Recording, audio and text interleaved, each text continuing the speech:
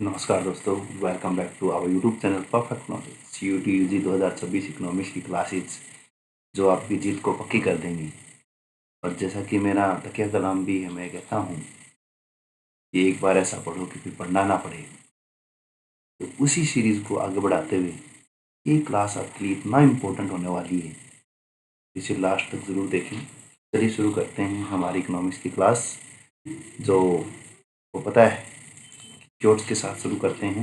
Economics quotes ये कहता है क्या कि in monopolistic competition product are similar but not identical.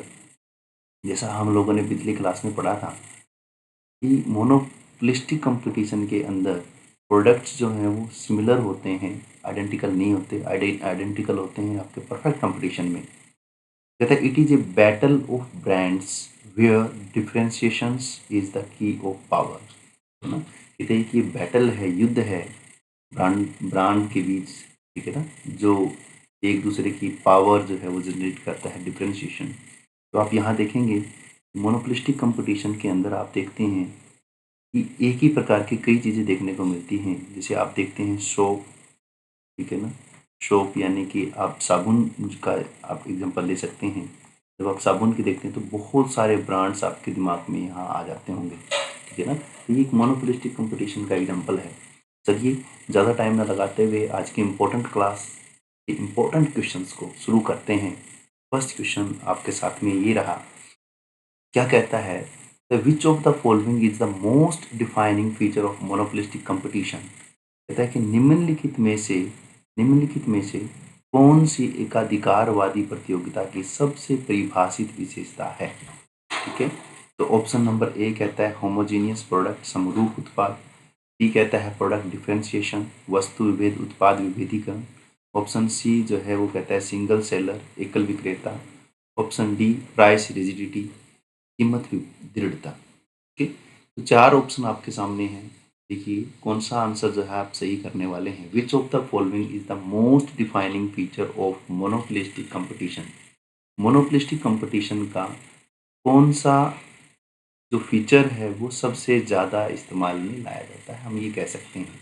है ना, तो आपको पता है, देखिए ऐसे तो होमोजीनियस प्रोडक्ट भी है। ठीक है, होमोजीनियस प्रोडक्ट जो है ये भी है, लेकिन होमोजीनियस प्रोडक्ट मैंने आपको बताया हुआ है यहाँ पर ये आइडेंटिकल की सेंस में दिया गया है, आइडेंटिकल। ठीक है ना, ये ध्यान करना है। सिंगल सेलर आपको पता है, सिंगल सेलर का हम बोलते हैं मोनोपोली।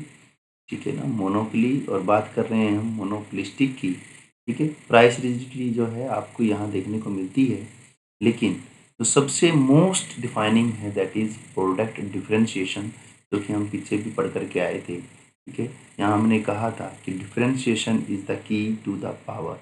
ठीक है ना, डिफरेंशिएशन। ठीक है, तो सबसे इम्पोर्टेंट जो है यहाँ पर क्या है, प्रोडक्ट डिफरेंशिएशन की, एक दूसरे से अलग जो है वो प्रोडक्ट पाया जाता है। तो यहाँ आप देख सकते हैं। ठीक है, आंसर जो है वो option number B, product differentiation, वस्तु विभेद। ठीक है, और यहाँ इसकी जो है एक्सप्लेनेशन दी गई है। चलिए नेक्स्ट क्वेश्चन पर चलते हैं। क्या कहता है, the demand curve faced by a form in monopolistic competition is. ठीक है, option A perfectly elastic, option B downward sloping and elastic, option C upward sloping, option D perfectly elastic. बताइए इसका क्या आंसर होने वाला है। ठीक है, तो आपको जब मैंने कितनी बहुत बार ये बोला है कि जब भी आप इकोनॉमिक्स के क्वेश्चंस को सॉल्व करें तो डायग्राम जो है वो बड़ा इंपॉर्टेंट हो जाता है। यहाँ आप करेंगे एक्स एक्सिस, वाई एक्सिस। यहाँ आप देखते हैं कि ऐसे ए आर और इसका हाफ एम आर। ठीक है ना, ये आप देखते हैं। ठीक है, यानी कि ए आर ही जो होता है वही हमारा डिमांड का वो होता है। तो आपको ये तो पता चल गया कि डाउनवर्ड स्लोपिंग है। ठीक है, यहाँ आपको ध्यान करना है, डाउनवर्ड स्लोपिंग है और मोर इलास्टिक है, मोर elastic and downward sloping.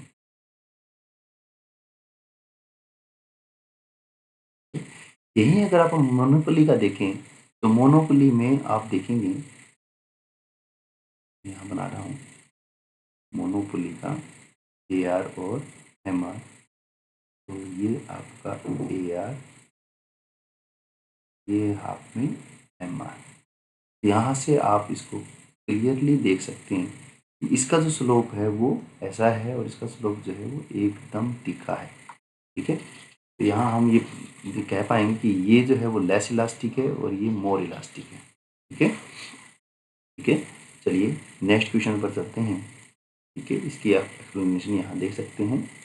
Next question, question number 3 कहता है which cost is very significant in monopolistic competition but absent in perfect competition. क्या कह रहा है कि विच कॉस्ट, कौन सी ऐसी कॉस्ट है जो मोनोपोलिस्टिक कंपटीशन में तो पाई जाती है लेकिन absent होती है परफेक्ट कंपटीशन में, यानी परफेक्ट कंपटीशन में नहीं पाई जाती, अनुपस्थित होती है। एकाधिकारवादी प्रतियोगिता में कौन सी लागत बहुत महत्वपूर्ण है तो पूर्ण प्रतियोगिता में अनुपस्थित होती है। ऑप्शन नंबर ए कहता है production cost, option number B कहता है selling cost, option number C कहता है fixed cost, option number D कहता है वेरिएबल कॉस्ट।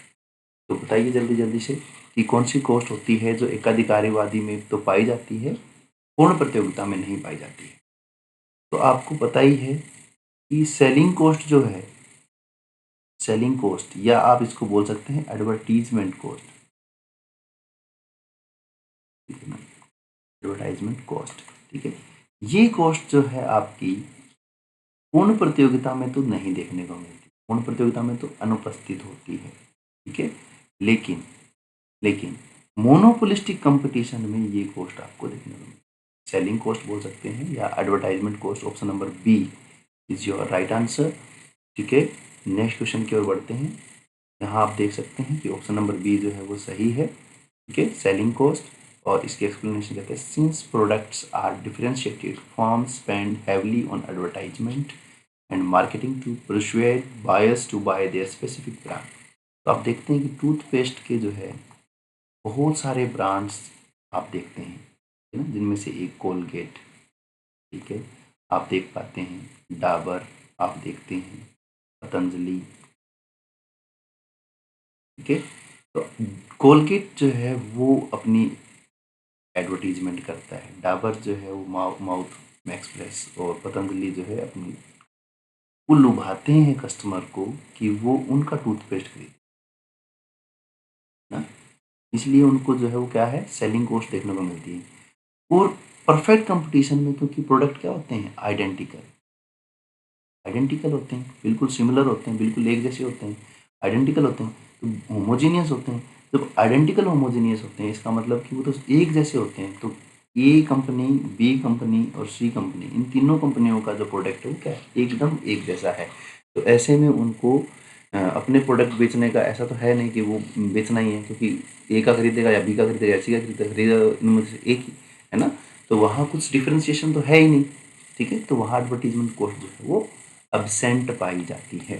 चलिए नेक्स्ट क्वेश्चन पे बात करते हैं। क्वेश्चन नंबर 4 कहता क्या है, देखिए कहता है in the long run firms in monopolistic competition earn, है ना, लॉन्ग रन में जो मोनोपोलिस्टिक फर्म है वो क्या अर्न करती है, क्या अर्जित करती है, दीर्घकाल में एकाधिकारवादी प्रतियोगिता में फर्में क्या अर्जित करती हैं।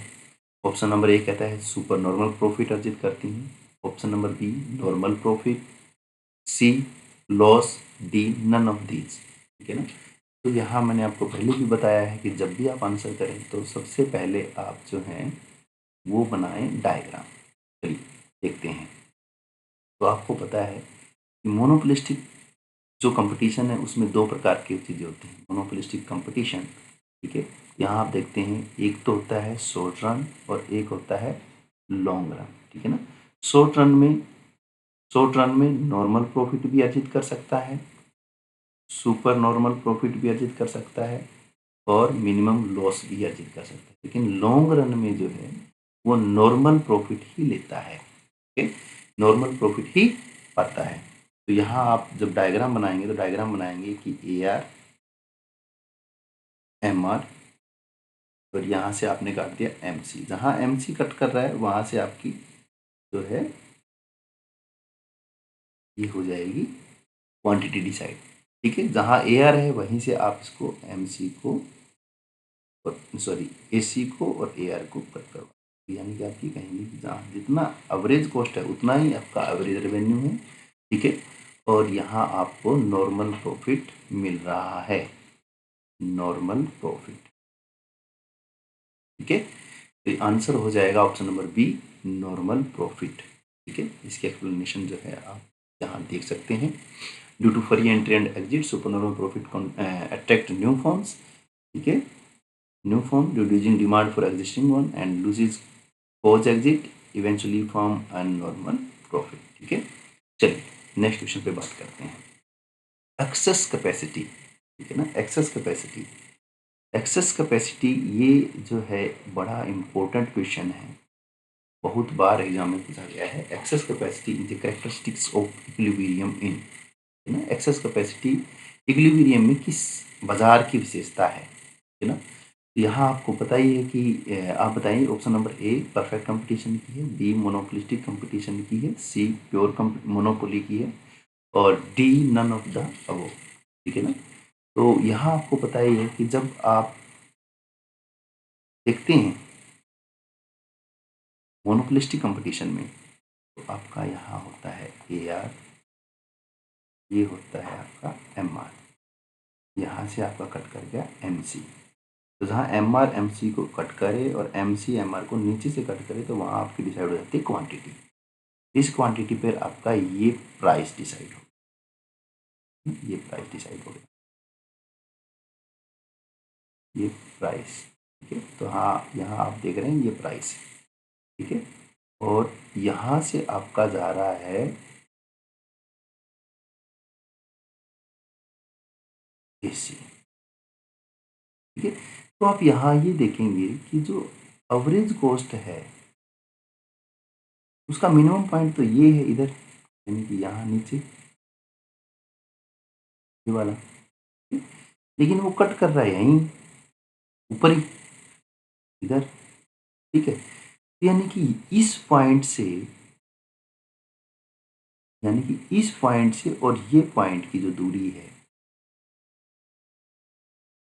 ठीक है ना, ये जो सर्कल मैंने बनाया है अभी, ये इन दोनों के बीच की जो दूरी है ये कहलाती है आपकी एक्सेस कैपेसिटी, ठीक है। और ये पाई जाती है आपकी मोनोपोलिस्टिक कंपटीशन में। Option number B is right answer, ठीक है। यहाँ आप इसकी एक्सप्लेनेशन जो है वो देख सकते हैं, ठीक है। In the long run, in the long run equilibrium firm produce less than the optimum output where AC is minimum, ठीक है ना। तो आपने देखा कि एसी जो है वो यहाँ मिनिमम हो रहा है, यहाँ मिनिमम हो रहा है, लेकिन वो एआर को यहीं टच करके जा रहा है, ठीक है ना, वो यहाँ टच करके जा रहा है। इट मीन्स कि मिनिमम से पहले ही वो टच कर रहा है। द डिफरेंस बिटवीन ऑप्टिमम, ये ऑप्टिमम है, ठीक है, एंड एक्चुअल आउटपुट, और ये एक्चुअल है, ये ऑप्टिमम, ये ऑप्टिमम, ये ऑप्टिमम, देखिए जो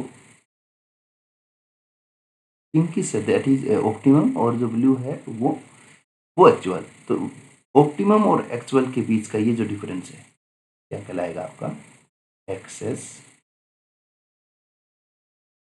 और कहाँ पाई जाती है, मोनोपोलिस्टिक कंपटीशन में पाई जाती है, ठीक है। चलिए नेक्स्ट क्वेश्चन पे चलते हैं। क्या कहता है, what is the relationship between A R and M R in monopolistic competition, ठीक है ना। तो आपको याद ही है, चलो पहले देख लेते हैं क्या A R M R equal होते हैं। Option B A R less than M R, option C A R greater than M R, और option D A R is equal to 0, ठीक है। तो मैंने आपको कहा हुआ है कि सबसे पहले क्या करेंगे, सबसे पहले हम डायग्राम बनाएंगे ए आर एम आर।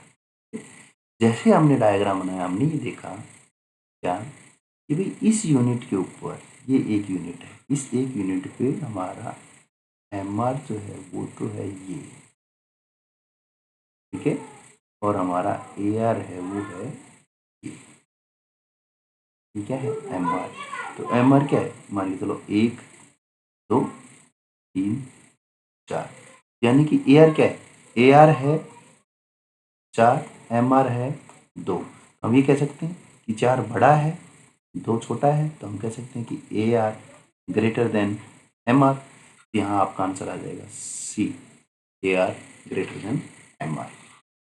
ठीक है, यहाँ आप इसकी एक्सप्लेनेशन देख सकते हैं। चलिए नेक्स्ट पे चलते हैं। क्वेश्चन नंबर 7 क्या कहता है? कहता है विच of the following is an example of monopolistic competition. ठीक है ना, विच of the following is an example of monopolistic competition. निम्नलिखित में से कौन एकाधिकारवादी प्रतियोगिता का उदाहरण है? चलिए ठीक है, ऑप्शन ए कहता है व्हीट फार्मिंग, क्या गेहूं की जो खेती है वो मोनोपोलिस्टिक का एग्जाम्पल है। रेलवेज इन इंडिया, क्या रेलवे जो है वो भारत की जो रेलवे है, भारतीय रेलवे, क्या मोनोपोलिस्टिक एग्जाम्पल का मोनोपोलिस्टिक कंपटीशन का एग्जाम्पल है। सोप एंड टूथपेस्ट इंडस्ट्री, क्या ये मोनोपोलिस्टिक का एग्जाम्पल है। या फाइटर जेट मैन्युफैक्चरिंग, क्या ये मोनोपोलिस्टिक का एग्जाम्पल है। तो आप देखेंगे कि वीट फार्मिंग हमने अभी पीछे पढ़ा था कि खेती जो है, फार्मिंग जो है, हम परफेक्ट कंपटीशन में एग्जाम्पल के तौर पे लेते हैं, परफेक्ट कंपटीशन।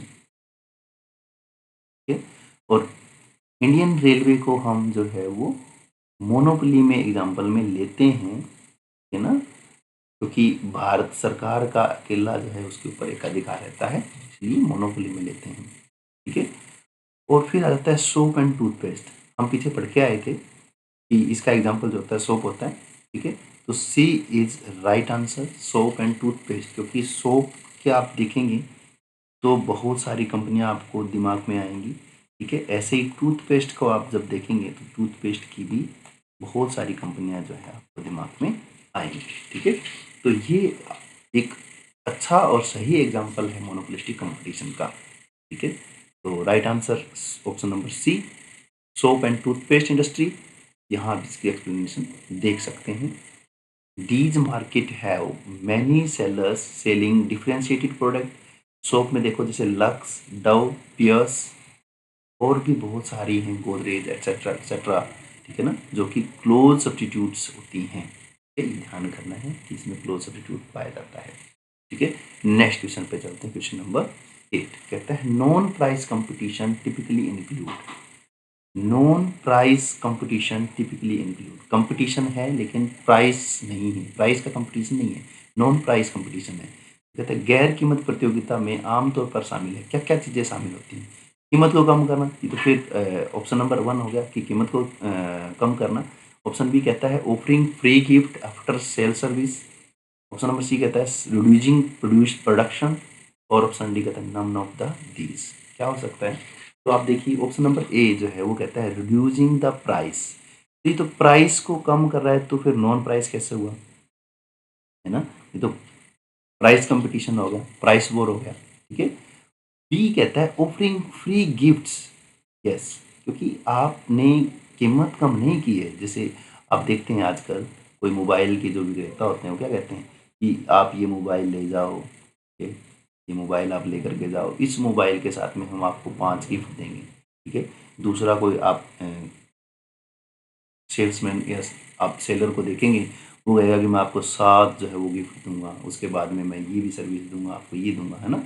तो फ्री सर्विस या गिफ्ट जो है वो आपको नॉन प्राइस में आ गए। ठीक है ना, तो option number B is right answer.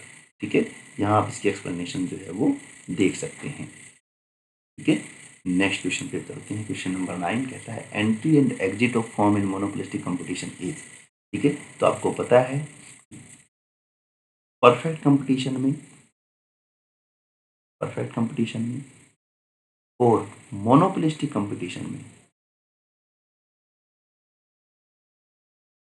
Monopolistic competition में दोनों में ही एंट्री जो है वो फ्री एंट्री फ्री एग्जिट है, कोई रिस्ट्रिक्शंस नहीं है। तो ऑप्शन नंबर बी है ना, फ्री। ठीक है, ये आपका राइट हो जाता है, ये इसके एजम्पशंस में ही है। चलिए नेक्स्ट क्वेश्चन पे करते हैं। क्वेश्चन नंबर 10 क्या कहता है a form in monopolistic competition has. ठीक है, एक एकाधिकारवादी प्रतियोगिता में एक फर्म के पास होता है, ठीक है ना, a form in monopolistic competition has. Option A कहता है फुल कंट्रोल ओवर प्राइस, पूरा नियंत्रण होता है कीमत पर। नो कंट्रोल ओवर प्राइस, कीमत पर कोई नियंत्रण नहीं होता। पार्शियल कंट्रोल ओवर प्राइस, थोड़ा नियंत्रण होता है। कंट्रोल ओवर कंपिटिटर, प्रतियोगियों पर नियंत्रण, प्रतियोगियों पर नियंत्रण होता है। तो आंसर जो है आपको पता ही है, क्योंकि मोनोपोलिस्टिक कंपटीशन जो है वो परफेक्ट कंपटीशन परफेक्ट कंपटीशन और मोनोपोली कंपटीशन। कंपटीशन तो है ही नहीं ना, मोनोपोली, मोनोपोली, ठीक है। परफेक्ट कंपटीशन और मोनोपोली, ठीक है। परफेक्ट कंपटीशन और मोनोपोली दोनों का मिश्रण है, दोनों का क्या है, मिश्रण है, ठीक। तो कुछ चीजें जो है वो आपको परफेक्ट कंपटीशन वाली आपको देखने को मिलती है, कुछ मोनोपोली वाली आपको इसमें देखने को मिलती है, ठीक है। तो यहाँ इन दोनों के मिश्रण में है। परफेक्ट कंपटीशन में तो फर्म के पास में कोई कंट्रोल नहीं होता, मोनोपोली के पास पूरा कंट्रोल होता है, ठीक है। तो ना तो ये मोनोपोली और ना ये परफेक्ट कंपटीशन है, तो यानी इन दोनों के बीच का है। तो यहाँ भी क्या कहेंगे हम, इन दोनों के बीच का है, यानी कि प्राइस पर इसका जो है थोड़ा सा नियंत्रण होता है, पार्शियल कंट्रोल ओवर प्राइस होता है। तो ऑप्शन नंबर सी जो है वो ये कहेगा कि पार्शियल कंट्रोल ओवर प्राइस, ठीक है। चलिए इसकी एक्सप्लेनेशन आप यहाँ देख सकते हैं। नेक्स्ट चलते हैं क्वेश्चन नंबर 11 पे। क्या कहता है कि how is the demand curve of monopolistic competition different from monopoly. कि डिमांड कर्व जो है मोनोपोलिस्टिक कंपटीशन का वो कैसे मोनोपोली से भिन्न है, अलग है, ठीक है ना। तो आपको ये ध्यान करना है कि एकाधिकारी प्रतियोगिता का मांग वक्र पूछा गया है, ना कि मोनोपोली का मांग वक्र पूछा गया है, ठीक है ना। तो it is a less elastic, क्या ये कम लोचदार है। It is a more elastic, क्या ये ज़्यादा लोचदार है। It is a perfectly elastic, क्या ये पूर्णतः लोचदार है। It is the same, no. तो आपको पता ही है, मैंने कहा था कि जब भी हम आंसर करते हैं तो हम जो है डायग्राम बनाते हैं। तो यहाँ आप डायग्राम देखेंगे, यहाँ हम बना रहे हैं ए आर और ये बना रहे हैं इसका एम आर, ठीक है। ये किसका है, ये है मोनोपोलिस्टिक का, मोनोपोलिस्टिक, मोनोपोलिस्टिक, ठीक है। अब आप यहाँ देखेंगे, वो आप देखेंगे मोनोपोली का, यार यहाँ से आपको स्पष्ट जो है वो दिखाई दे रहा है, स्पष्ट डिफरेंस जो है वो आप इसमें देख पा रहे हैं कि ये लेस इलास्टिक होता है, less elastic, less elastic. A R he demand curve होता है, ध्यान करना, लेस इलास्टिक है। और ये होता है मोर इलास्टिक, ठीक है। तो एकाधिकारी का मांग वक्र क्या होता है, मोर इलास्टिक, ठीक है। अगर ये इसको उल्टा पूछ लेता कि monopoly competition different from monopolistic, तो आप कहते हैं लेस इलास्टिक। अब इसने पूछा है monopolistic competition different from monopoly, तो आप कहेंगे it is more elastic, option number B, ठीक है। यहाँ आप इसका राइट आंसर देख सकते हैं और इसके एक्सप्लेनेशन को रीड आउट कर सकते हैं। चलिए नेक्स्ट क्वेश्चन पर चलते हैं। क्वेश्चन नंबर 12 क्या कहता है, कहता है कि in the short run a form in monopolistic competition can earn. मैंने आपको बताया था कि मोनोपोलिस्टिक कंपटीशन है ना में आप ये देखते हैं कि शॉर्ट रन होता है और लॉन्ग रन होता है। लॉन्ग रन में सिर्फ और सिर्फ नॉर्मल प्रॉफिट जो है वो कमा सकता है, लेकिन शॉर्ट रन में नॉर्मल प्रॉफिट, ठीक है, सुपर नॉर्मल प्रॉफिट और मिनिमम लॉस, उसको तीनों ही जो है वो कर सकता है। तो यहाँ आप देख रहे हैं option A super normal profit, B normal profit, C loss. इस लॉस को हम लिख सकते हैं मिनिमम लॉस, मिनिमम लॉस, ठीक है ना, वो मिनिमम लॉस ही कर पाएगा। और option number D any of the above, यानी कि उपरोक्त में से कोई भी, तो आप कहेंगे यस डी, ठीक है ना, उपरोक्त में से कोई भी, ठीक है। और आंसर आप यहाँ देख सकते हैं। चलिए नेक्स्ट क्वेश्चन पर चलते हैं। क्वेश्चन नंबर 13 क्या कहता है, number of sellers in monopolistic competition is, ठीक है ना। तो ऑप्शन नंबर 1 कहता है सिंगल होता है, कुछ होते हैं, लार्ज होते हैं, दो होते हैं, ठीक है। जहाँ सिंगल सेलर की बात होती है उसको बोलते हैं मोनोपोली, ना, मोनोपोली। जहाँ कुछ होते हैं उसको बोलते हैं ओलिगोपोली,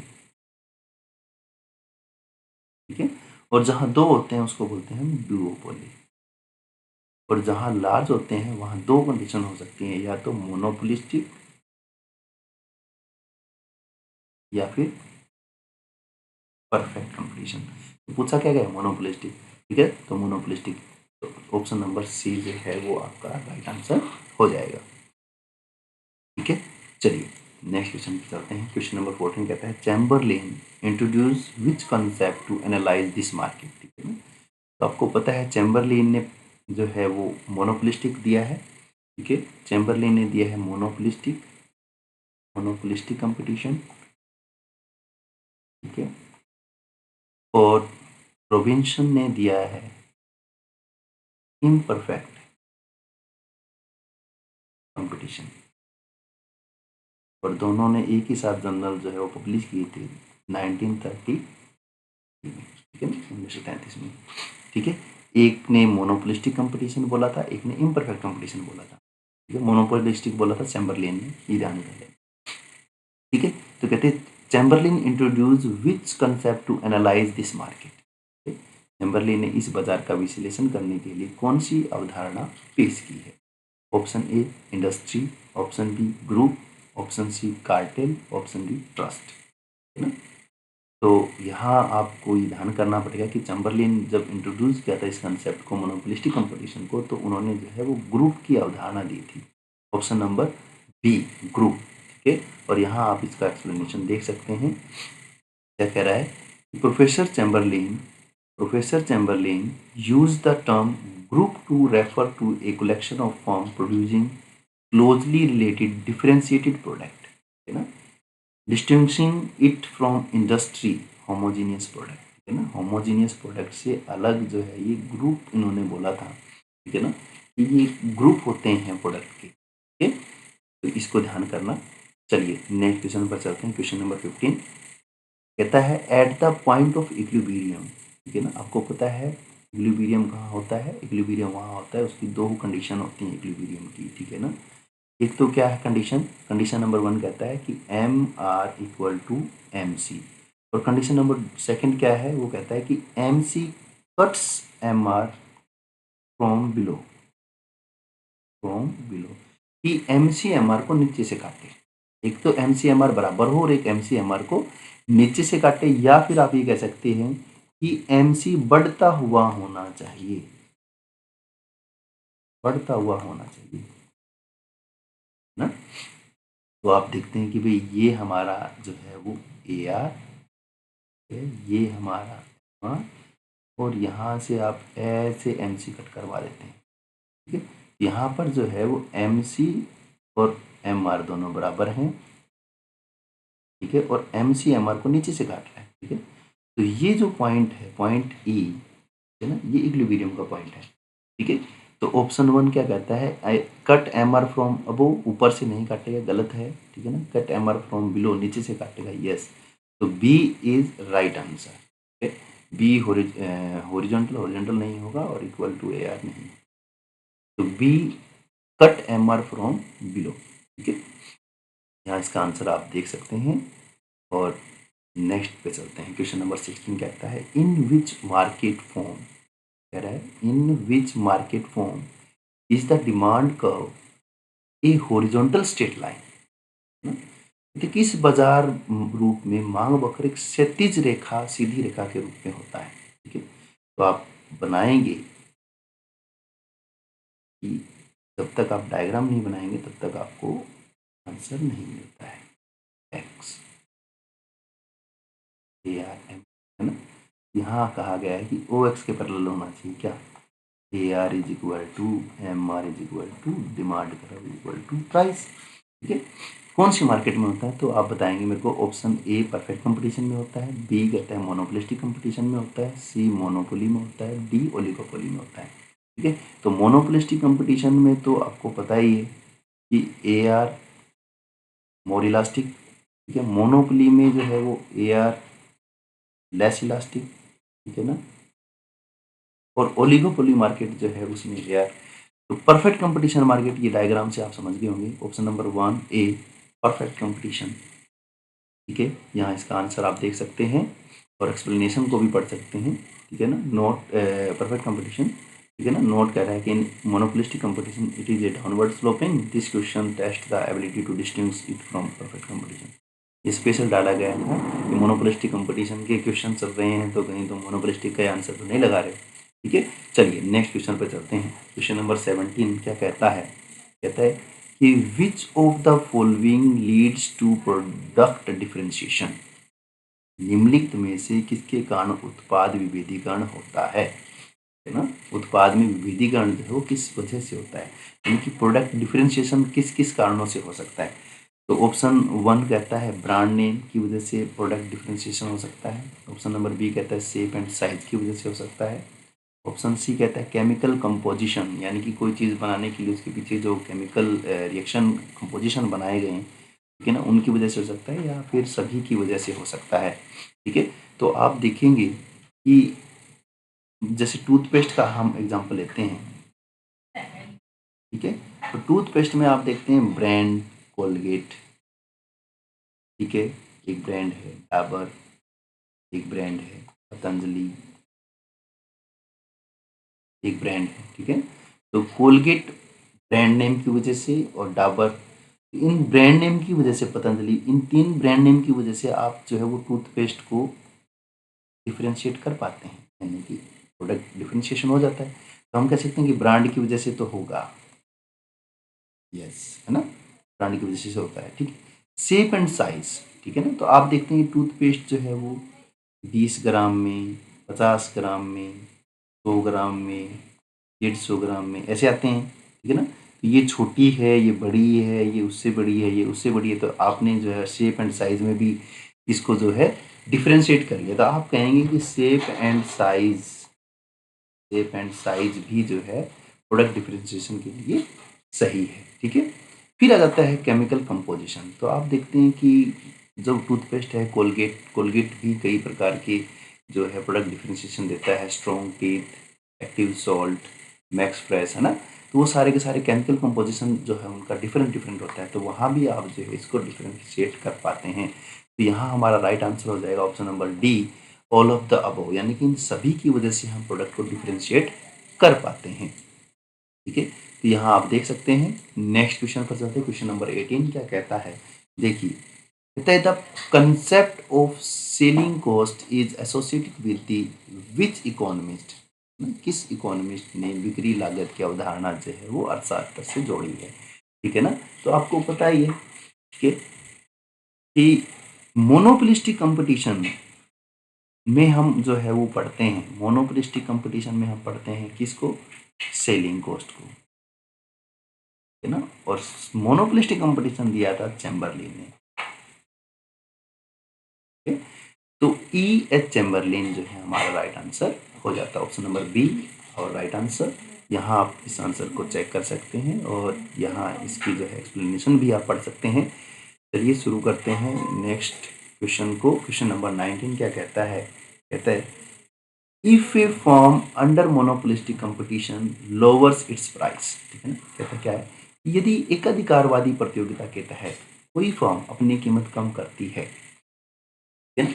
एकाधिकारी कोई फॉर्म है, एकाधिकारवादी है, ठीक है ना, एकाधिकारी तो नहीं है, मोनोपोली नहीं है, मोनोपोलिस्टिक है, ठीक है ना। तो एकाधिकारवादी प्रतियोगिता में कोई फॉर्म जो है अपनी कीमत को कम कर रही है, तो क्या होगा, चलिए देखते हैं।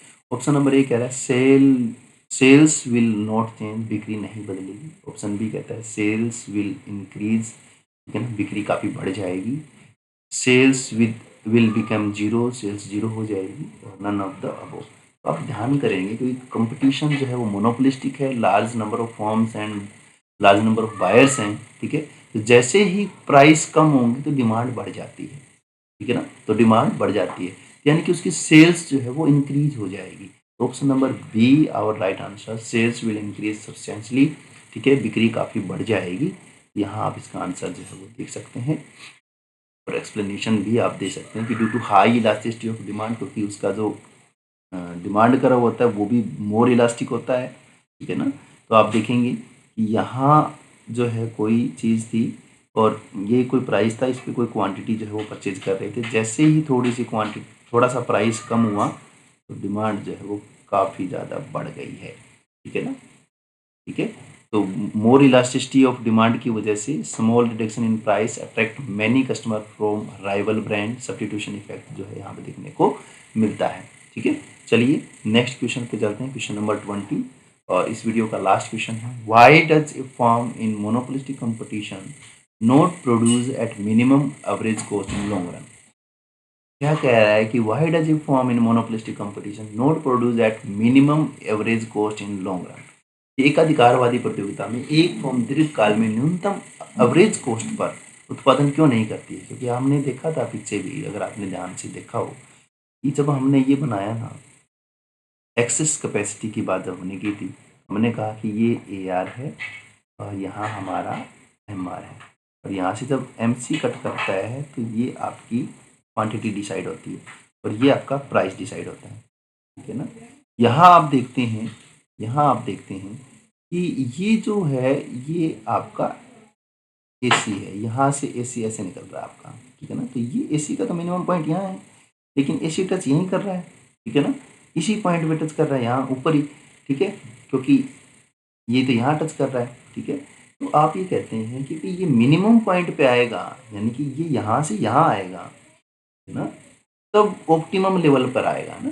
लेकिन ऑप्टिमम लेवल से पहले ही टच कर रहा है, इसके पीछे की वजह क्या है, ये ए आर का डाउनवर्ड होना, ए आर का डाउनवर्ड होना बोल सकते हैं, या मैं ये बोल सकता हूँ कि डिमांड कर्व का डाउनवर्ड होना, क्योंकि जैसे जैसे अगर ये इसके नीचे की तरफ आएगा तो एवरेज जो रेवेन्यू हमारा वो भी बहुत ज़्यादा गिरता चला जाता है, क्योंकि यहाँ से नीचे गिर रहा है ना एवरेज रेवेन्यू। आप यहाँ से देखेंगे, ब्लू लाइन को देखिए कि ये पहले ये है, अगर वो यहाँ टच कर रहेगा तो यहाँ यानी कि उसका तो एवरेज रेवेन्यू गिर जाएगा, यहाँ टच करेगा तो उसका तो और एवरेज रेवेन्यू गिर जाएगा, उसका रेवेन्यू गिर जाएगा, ठीक है ना। तो एवरेज रेवेन्यू गिरता है, इसलिए ए आर जो डाउनवर्ड स्लोपिंग है, डिमांड करो जो आपका डाउनवर्ड स्लोपिंग है, इस वजह से जो है ए सी लॉन्ग रन में मोनोपोलिस्टिक कंपटीशन में मिनिमम पर कट नहीं कर पाता है, उससे पहले कट कर पाता है, ठीक है। तो option number B is your right answer, downward sloping and demand curve, ठीक है ना। तो यहाँ आप इसका जो है एक्सप्लेनेशन और आंसर दे सकते हैं। एक्सप्लेनेशन एक बार फिर मैं आपको बता देता हूँ। The AR curve is tangent to the A C curve at its falling portion, not at the minimum point, because AR is downward sloping, this lead to excess capacity, ठीक है ना। तो जैसा कि हमने बताया था और जैसा कि आपने देखा है, तो एक्सेस कैपेसिटी का जो कंसेप्ट है वो आपका मोनोपोलिस्टिक में देखने को मिलता है, ठीक है। तो आज के लिए बस इतना ही, और आपने इस वीडियो को अंत तक देखा, इसके लिए thank you. All the best for the CET-UG 2026, और ऐसे ही जुड़े रहिए, अपने दोस्तों को साथ में इस वीडियो को शेयर कीजिए, लाइक शेयर और सब्सक्राइब करना ना भूलें, बेल आइकन को दबाएं। जय हिंद, जय भारत।